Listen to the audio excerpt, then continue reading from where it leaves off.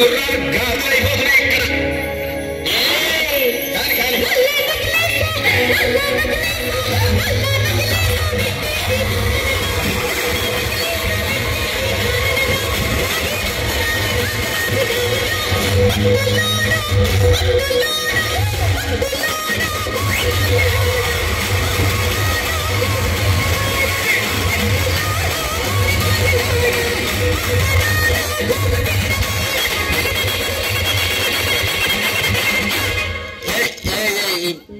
ఈ ప్రపంచంలో ఎవరైనా ఇట్లా అంటారా అన్న? నేను మందులు అమ్ముకున్నంత మాత్రాన మందులోడు ఆయన న్యాయమా?